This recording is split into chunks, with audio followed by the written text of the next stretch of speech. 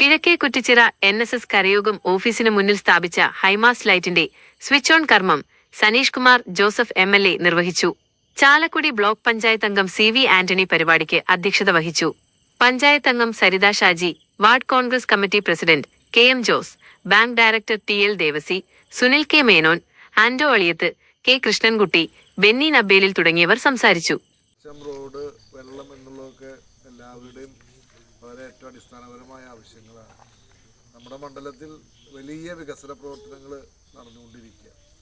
ഇവിടെ അന്നേരം സൂചിപ്പിച്ചു, മലയോര ഹൈവേ എന്നുള്ളൊരു പദ്ധതി 2013 സംസ്ഥാനത്ത് ആരംഭിച്ചത്. പക്ഷേ നമ്മുടെ ഈ പ്രദേശത്ത് അതുമായി ബന്ധപ്പെട്ട പ്രവർത്തനങ്ങളൊന്നും തുടങ്ങാൻ കഴിഞ്ഞിരുന്നില്ല. അപ്പോൾ എനിക്ക് അഭിമാനത്തോടു കൂടി പറയാം, ഈ ജില്ലയിൽ മന്ത്രിയുടെ മണ്ഡലം തുടങ്ങാൻ കഴിഞ്ഞിട്ടില്ല, ഭരണപക്ഷ MLAയുടെ മണ്ഡലം തുടങ്ങാൻ കഴിഞ്ഞിട്ടില്ല. പക്ഷേ നമുക്ക് ഈ പ്രദേശത്തിൻ്റെ ഏറ്റവും വലിയൊരു മാറ്റമായിട്ട് 125 കോടി രൂപ അനുവദിച്ചുകൊണ്ട് മലയോര ഹൈവേ നിർമ്മാണം നമുക്ക് തുടങ്ങാൻ കഴിഞ്ഞു. അതിൻ്റെ പ്രവർത്തനങ്ങൾ ദ്രുതഗതിയിൽ നടന്നുകൊണ്ടിരിക്കുകയാണ്.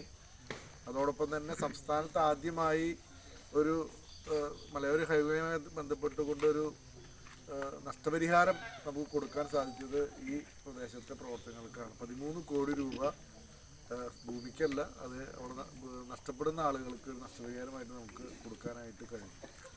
കുടിവെള്ള പദ്ധതി 40 കോടി രൂപയുടെ കുടിവെള്ള പദ്ധതിയാണ് കോടശ്ശേരി ഉൾപ്പെടെയുള്ള നമ്മുടെ കോടശ്ശേരി, പരിയാരം, അതിരപ്പള്ളി 3 പഞ്ചായത്തിൽ സമ്പൂർണ്ണമായി കുടിവെള്ളം എത്തിക്കുന്ന പദ്ധതി. അത് ടാങ്കിൻ്റെ നിർമ്മാണം പൂർത്തീകരിച്ചു, അതിൻ്റെ ശുദ്ധീകരണശാലയുടെ നിർമ്മാണം പൂർത്തീകരിച്ചു. ഒരു മാസത്തിനുള്ളിൽ പൈപ്പിടൽ അതിൻ്റെ കുറച്ച് ഭാഗം മാത്രമാണ് ഇപ്പോൾ പൂർത്തീകരിക്കാനായിട്ടുള്ളത്. അതുകൂടി പൂർത്തീകരിച്ചാൽ ഈ 3 പഞ്ചായത്തിലും സമൃദ്ധമായിട്ട് ശുദ്ധജലം കൊടുക്കാവുന്ന സംവിധാനം നമുക്ക് പൂർത്തീകരിച്ച് അവസാന ഘട്ടത്തിലാണ് 2 മാസത്തിനുള്ളിൽ ബഹുമാന്യനായ നമ്മുടെ ജലവിഭവ വകുപ്പ്